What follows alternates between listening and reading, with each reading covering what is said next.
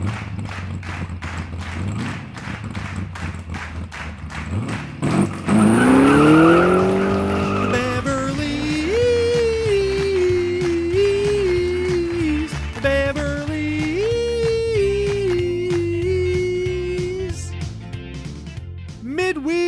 Freak Treat, the Beverlys, Episode 7, the Beverly Switch. I'm Adam, and you're in. Mid-treat freak week, even. Because this is Steve, and I'm coming at you with everything I got. He's a mid-treat freak week. Yes. Yes, indeedy. Did I say that right? Is that what I said? You said something like that. You used all the words in all the wrong order, but you used some of them correctly. Yeah, like mid. Mid-treat freak week. Exactly. I have to take a pause. My brain doesn't function like that, you know. You got to take a pause. Well, there's so much to process in this episode of the Beverlys that I understand that, like, you might still be processing it, you know? Yeah. I'm very raw right now. I'm a very raw boy because this episode really hit me where I pee, you know? Well, I mean, it feels like we mentioned, right? Literally 1 second before I hit record, this episode was tailor-made for you because it's all about baseball and tomboys and talking to boys. It's like it's got Steve written all over it. And identity and who you are as a person and what to give up to the Lord, which is everything, of course. Of course, because he gave it all to you. So the least you can do is give it all up. Yeah. Give it to him because he gave it to you. I do love that it's like, yeah, God gave you all these gifts, so the least you can do is just use all your gifts for God. It's like, well, then why did he give them to me if I'm just supposed to use them for him? That doesn't make any sense. Yeah, start making sense, religion. That's what religion really needs to tear down. And you need to start making a little bit of sense, or people are just going to continue to leave. And all you'll have left are the crazies, which, looks like that's probably already the case. Oh. Gotcha, religion. Ding, ding, ding, dong, dong. That's right. He's standing up, showing his dong, telling me he loves me. It's a first date all over again. How else are you supposed to do first dates? Like, are you just supposed to talk about your interests and, like, your past and everything? Yeah, all your exes and all the trauma that you have. Like, you just want to get it all out there. Yeah. Show them your bits, tell them you love them, then move on from there. Exactly. Start strong. Just cut to the chase. That's why you're getting together. Are we going to frick tonight? Well, this is what I'm working with. Does this seem appealing to you? If they go, yeah, not really. Well, then boom, you just saved yourself $50 at the restaurant. You don't have to go anymore. You cancel your keg order. We're heading home. A bunch of people have told me that there's papers out there that you already know if you're going to frick me or not. So tell me if you're going to frick me. I love you. Here's a meatball. There's already papers out there? What do you mean? Well, there's a bunch of studies out there, that talk to women about their menstrual cycle. Yeah, these are sponsored by Big Pharma. How can we create new drugs to stop those menstrual cycles? Big Menstrual is in there too. Mm-hmm. All the big players, Big Blood, they're really concerned about the loss of. Yeah, the blood bank is always number one in period studies. Just being like, how can we shove our noses in this business, you know? Yeah, let's get in there. That's the biggest problem with the blood industry is there's a bunch of blood already there, but you can't figure out how to get it into other people's bodies. So much blood just gets thrown in the trash every day. When it's like, just squeeze it out and then deliver it. Save a life, you know? Stop being so selfish, I guess is what we're saying. It's the old water problem. Sure, we got more than we could ever need, but too much of it's salted. Of course. Period blood everywhere and not a drop to drink. Yeah, that's something. That's definitely something, for sure. Oh, yeah, that's a wise word. That's on a fortune cookie somewhere. Man, they must have been chortling while they're writing those fortune cookies. Ooh-wee. Oh, just laughing, being like, these friggin' idiots. These gaijins gonna read this. Well, different part of the world. But these silly geese are gonna read this and base their whole life around it. Whoa, what are they thinking? And obviously, you just pour some water on the blood and then you can use it. Of course, yeah. That's why that's why it's blue in the commercials, to show you, hey, you got to mix this with water if you're going to use it. Duh. Nobody's ever used them right. We're the only people who understand how periods work. That is for sure. We were the first. We didn't get them, but we instituted them. Yeah, we insisted. When God took my rib and was like, hey, I'm going to make a little something something for you guys, I went, okay, well, make sure that like once a month her life is misery. Just make sure that she bleeds, because only women bleed, as Alice Cooper taught us. And he was right there in the Garden of Eden, too. Yeah, and make them have mental problems. Oh, of course, yeah. Outside of the once a month thing. Just that's a year-round treat for everyone. Oh, for sure. We lap it up. Yeah, are you talking about periods again? Ding, ding, ding. Call me Detroit, because I've got my Red Wings, you know? Man, we're really like, morning zoo crewing it up today, hey? That's right, it's Adam and Steve in the morning. If you're listening to this podcast earlier than noon, then welcome to the cage. Periods, am I right? Ha ha ha! Ding ding ding! If only women could drive better. Hey, coming up next, we've got REO Speedwagon, so stay tuned. Well, their eyes don't work as fast. It's all, there's a lot of papers out there, a lot of studies. Of course. Brains are smaller, eyes are smaller, information doesn't move as quickly. Zoom. Bang. Hunters and gatherers. Yeah, exactly. Oh, man. Whenever any male brings up hunters and gatherers, you know you're in for a real good conversation. Oh, yeah, you know that guy really knows what he's talking about and has a really good head on his shoulders and probably drinks bone broth for breakfast, lunch, and dinner. Hey, keep the bone broth out of that man's mouth. He doesn't deserve it. Yeah, a guy like that wouldn't be intermittent fasting. That guy is keto. That guy is paleo till he dies of a heart attack, presumably from all the meat he's been eating. On top of the gout. Carnivore diet. Exactly. Yeah, I like to eat my flesh raw. Raw and wriggling. And I love taking dumps every 2 hours, and it's gotta be smooth. Oh yeah, I want my meat to be bloody and my women not to be. That's what a guy like that says. Now that's a red t-shirt if I ever heard of one. A lot of writing for a red t-shirt. It reminds me of one of those shirts that's like, hey, they said perfect didn't exist, but then Capricorns were made, or whatever. Then Ford F-150 owners were made, or whatever you want to call it.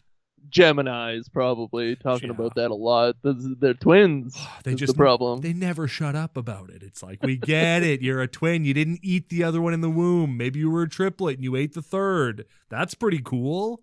Yeah, because there's always doppelgangers that like one of them eats the other one usually. Yeah, even if once they're born. If you see someone who looks exactly like you out in public, it is your obligation to eat them.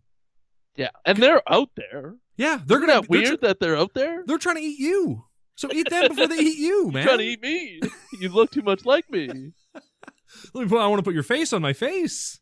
Oh, man. Isn't that the dream, is to cut off another human's face that looks like you so you can put it on your own face? And you go, is this a crime? I don't think so.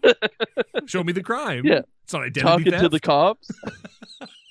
Show me the crime. I don't see a crime here. Show me the crime. You can't find it. No, there's blood on my lips. Oh, that's my Red Wing. Sorry, that's not a crime.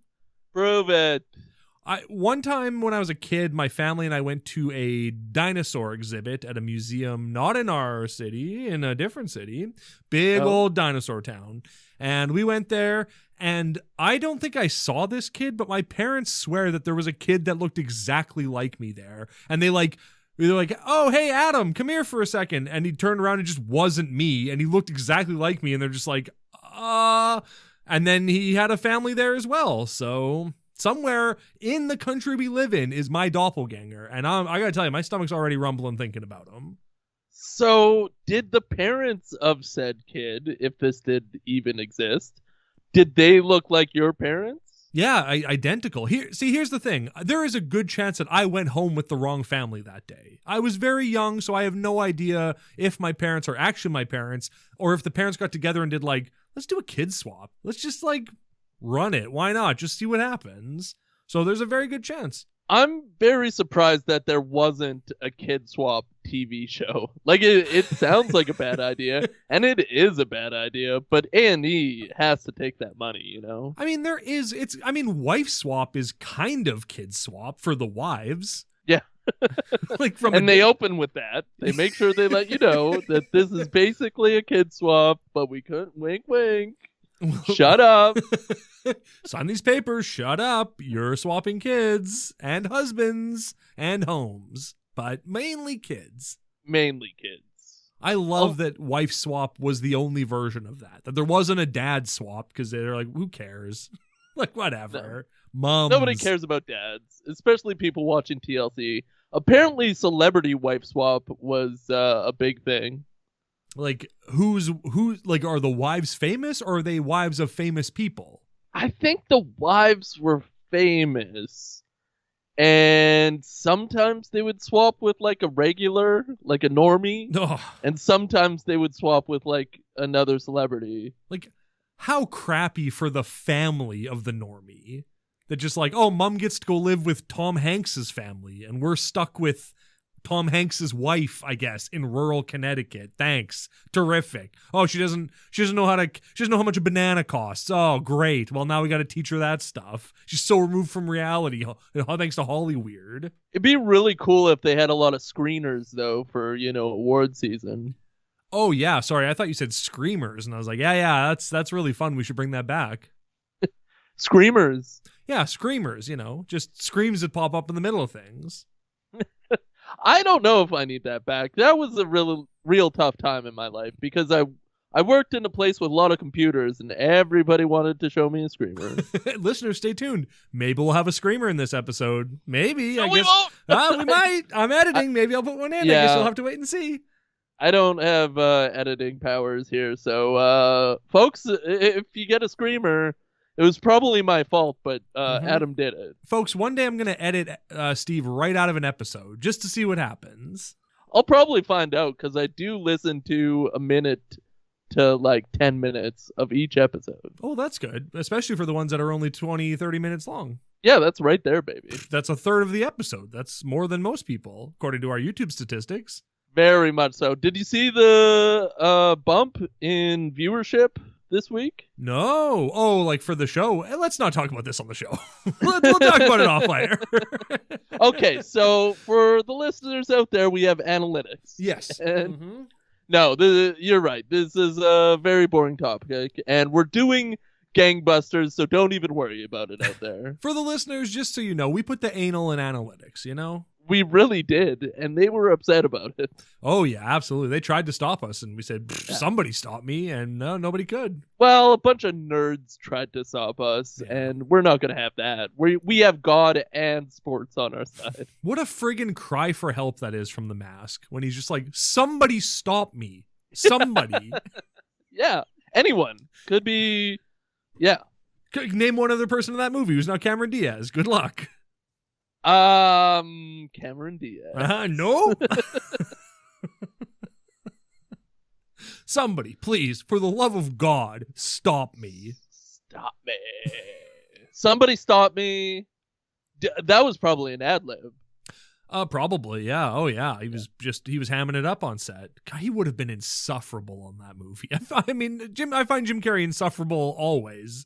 And on that movie, he's cranked up too. Actually, Ace Ventura would have been the worst Jim Carrey movie to work on for sure. One or two. Probably two more so, I would say. Apparently, Man on the Moon was a nightmare because he was trying to act like Andy. Right. I did watch that documentary where you just go, it might as well just call it Jim Carrey's a dick. But everybody loves him for it. And then he painted, and now he's normal almost. I guess, and you can catch Jim Carrey this spring in Sonic the Hedgehog 2, coming to theaters only in May. What are they going to do with Knuckles, though? That's my gripe. He's in it? Yeah, I know he's in it, but what are they going to do with it? Well, obviously, he's working for Dr. Robotnik, but he's like, I bet he's being influenced by the Chaos Emerald, and there's some, he's, at the end, it's going to turn out that he's not actually a bad guy, but him and Sonic will make peace, and then he'll go off into the sunset, and then we'll get a tease of Big the Cat, and then in Sonic the Hedgehog 3, Knuckles, Biggs the Cat, Amy, Rouge, all of the Sonic family will all join together for a great big adventure.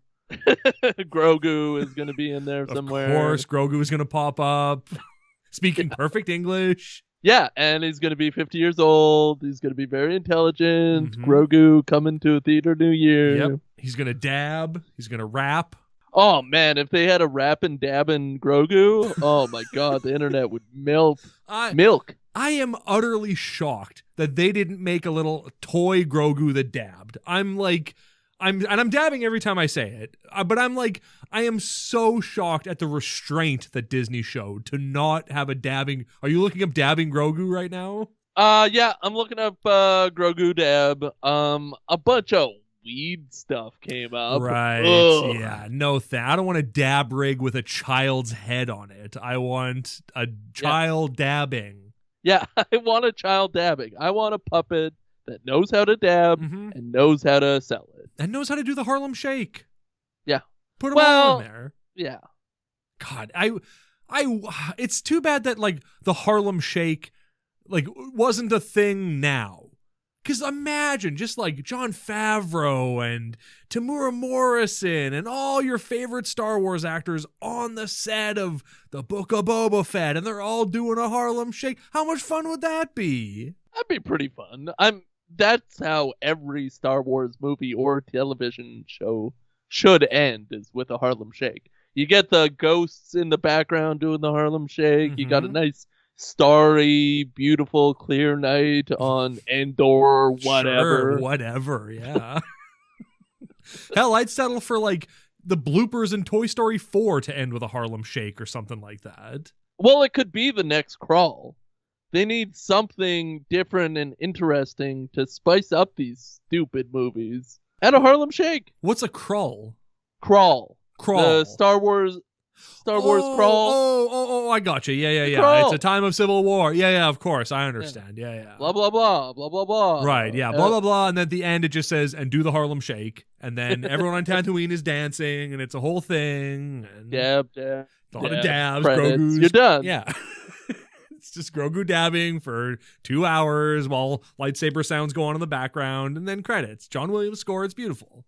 Why did all the Star Wars movies have to be about war and like taking down the evil empire and stuff? Why couldn't there have been a like dance movie and like the Force is what wins the championship for them or something? Imagine the dance moves that a Jedi could pull off. Imagine. Yeah? Oh, they can jump, they can run real fast, they can do all kinds of stuff. They can trick your mind into thinking they did the best dance ever. Yeah, like what the audience sees is a huge, amazing dance, and then you get behind the curtain and it's just them, doing a mind trick on you. Yeah, it's Qui-Gon Jinn pulling his pud. And you just go, okay, all right, Liam Neeson, fine.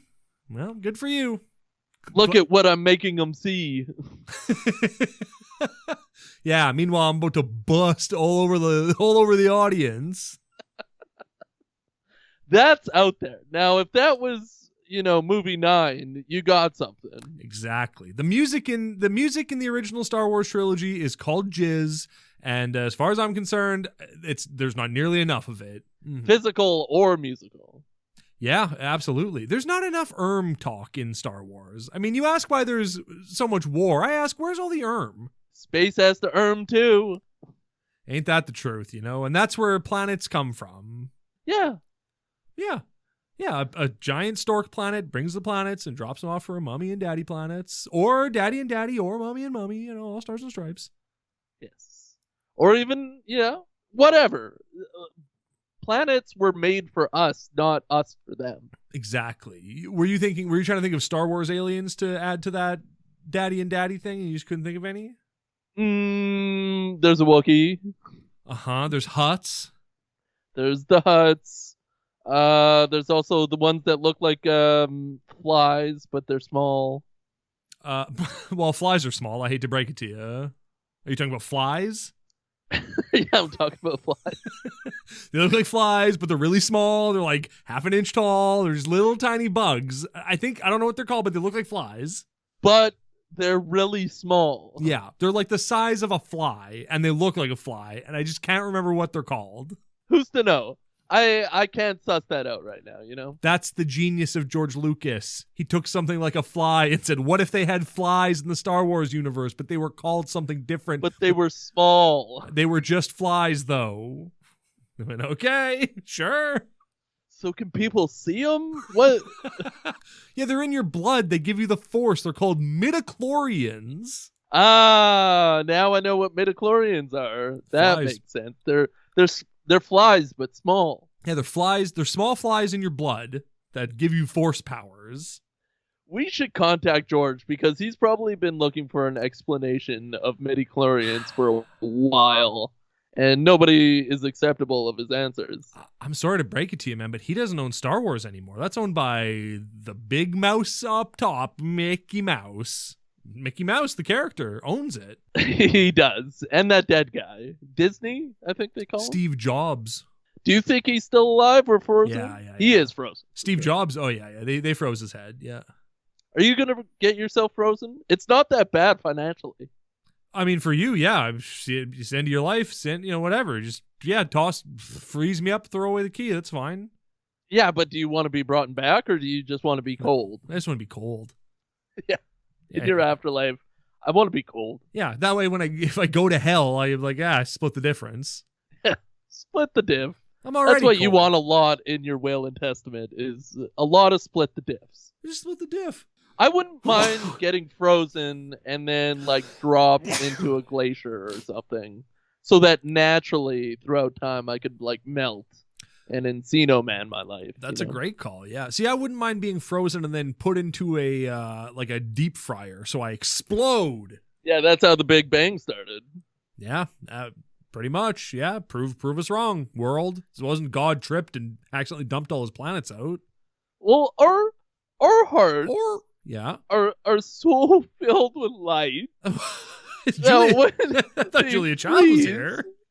And then they explode. It's a Big Bang.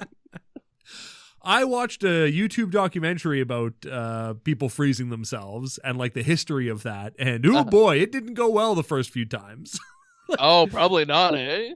There was a guy who organized, put it all together back in the 70s. And I think he had 24 volunteers for it. And none of them worked out. None of them are seeing the future. I'll tell you that much. Oh, so they were alive? No. Or terminally ill? They were all going to die. I mean, we're all going to die. Good. Unless we get raptured and then our bodies and our pubes go up to heaven. But they all were going to die. And then it was and then after I die, freeze me and then wake me up in the future when they've cured death, I guess. And But some of the people, it was they died. And then 5 days later, they were frozen. I'm like, well, I don't think they're coming back from that one. I'm sorry.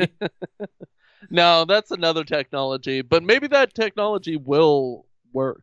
And we'll just undead ourselves. Maybe. That'd be nuts if we undeaded ourselves. Yeah, that'd be pretty cool. I mean, would we be playing God? I can think of one guy who already did it and was pretty successful at it. And he was also a carpenter and he loved prostitutes. Tommy Blaze. That's right. Special guest in this episode, Tommy Blaze. Straight from Video Blog. Yeah, straight from when they recorded a bunch of vlog material for him and then went, I don't know, just pepper it into episodes. I'm not showing up for every recording. Get out of here. I don't want to be in these episodes. Well, it's been 2 in a row. Episode 6 and episode 7 vlogging, baby. And I wonder if they just had extra material so they thought they'd make a few more episodes. And they got blogging, and he didn't want to do any more episodes. That's for sure. Yeah, this episode is this episode sucks. It's one of the worst episodes of this show in that it's barely anything. 2 stories are happening.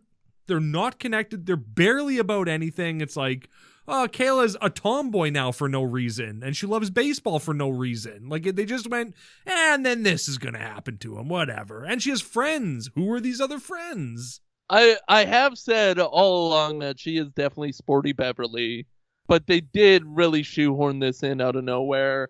This is one of the worst episodes I've ever watched in television history, I feel. Wow. Yeah, and I've watched some Gilligan's Island, and those were bad. I mean, this episode was terrible, but it did include one line in it that was great, and that was when Jamie said, "Top me off, Martin." that made me laugh. Could I get that again? Could we get that clear? Top me off, Martin. That's going to be a good soundbite. Yeah. Feel free to use that however you want, listeners. Martin. Use it however you want. But if you make a buck out of it, please give us a dime. That's all we're asking for. Just 10% of your profits. That's all. Yes. In perpetuity, too. I don't want any expiration date or anything. No, God, no. No, we are the Beverlys. We are the people and the Beverlys. It had more Martin in it, but even that didn't cheer me up whatsoever. Yeah. And the thought of Martin dressing up as Justin Bieber does carry a script. Like, I could see why they wanted to be there on the day and use their time on this earth for this episode, but it fell flat. And I also love that when he's dressed as Justin Bieber, he changes his name to Rascal, which is a pretty funny. It'd just be like, "Hi, I'm Rascal." Okay, Oh, sure. what a guy, Martin. Please, it's Rascal. Good stuff. Good stuff. Yeah, Jamie's out there trying to talk to boys. Her and Martin are drinking milk in the kitchen when it's like, you're old enough to drink, Jamie. And Martin, you're definitely old enough to drink. So, like, Tommy Beverly definitely has booze in that house. You kidding me? So, have a drink. Yeah, was Jamie's storyline written for Gabby, and then Gabby wasn't there on the day? I hope not, because those girls are 10. And if the storyline of the episode is like, I can't hit on the boys at the mall, I'll go, 10. I don't think so, girls. That's way too. What are you doing? But I thought the girls' storylines were also written for like 13, 14-year-olds as well. But I don't know. It's all a wash. You know what? Top me off, Martin. All right. Okay. All right. Yeah, Gabby is in this episode, though. Don't worry. She shows up for like 2 scenes. And I was worried. I was very worried she was not going to show up. Halfway through my notes, I have in all caps, where are Gabby and Mr. Tommy? They're not in most of the episode. What is this? All they had to do was make 8 episodes of this show, and they could not do that. They couldn't make it happen. It's pathetic. They gave up after 4. Yeah, no performance in this one. Jamie plays a little bit of music, although there is a great line where she's like, where Gabby walks in and Jamie's like fiddling on the guitar and she goes, "Oh, are you almost done with that song?" She's like, "Yep, I'm just writing the last line." Like, that's not how songs are written. Go like, and here's the first line, boom, boom, boom, and now the last line. Again, I feel like that was a great rendition of Jamie. That's how she was this whole episode. Like, poppy, but in like not a fun way. Thank you. I'm glad that you described my improvisation as poppy, but not in a fun way. I was describing Jamie in this episode. Do you think Jamie's a cutie? Yes, and yeah. Yes, and yeah. I think she's degrading herself by going after fried cooks. She really needs a talk by Tommy Beverly to get her butt in gear. She's an assistant to one of the biggest men in music. Yeah, Tommy Beverly. Maybe you've heard of him. He manages Sailor Swift, and that guy's like 85 years old. Like, you could probably get Justin Bieber's number. Probably, yeah. But then she'd freeze up. She couldn't talk to him. I love that she's like, I can't talk to boys, but she talks to Martin just fine. So maybe she should frick Martin. Yeah, Martin should have brought that up. Just look. I'm single. You're single. There's a million bedrooms in here. No one's gonna know. There are so many bedrooms. Neither of us will even have to do laundry after. No, we'll leave it forever. No one will ever find that bedroom. Would you have sex in every single bedroom if you bought a house like that? Yeah. Why else would you buy a house like that? Also, how cruel is it that they make all the girls sleep in the same bedroom? It's really screwed up. It's beyond me, even. I never really clued it. I never clicked for me until now, but it's like, there's so many empty rooms in that house. And they're just like, nah, you two sleep in a bunk bed and you get a single bed next to the bunk bed. And I'm pretty sure they're using the same room for their like recording room and rehearsal room. Yeah. It's just they add a couple of beds and take a couple of things out. You got to give it up for PureFlix for saving money. Oh yeah, Family for They're Life. So smart. Family for Life always tight, you know. Mm-hmm. I do know. Yeah, we are the Beverlys. Yeah, and they certainly were the Beverlys in this episode, and we certainly got a new rule. Yeah, what would you want? What was rule number 7? I don't have my notes up. It's like do everything for the Lord or something. It's cherish and respect all of God's gifts that he gives you. Use your talent for God. Yeah. Which, of course. It's a real Samson rule where it's like, hey, I gave you these things, but just know that if you don't respect me, I'm going to take them away.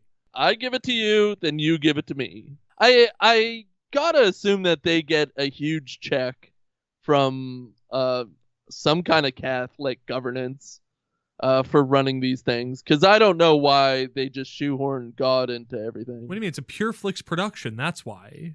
They're getting subsidies by Big Oil, I think. Oh, yeah, by Big Period. The Beverlys. The Beverlys.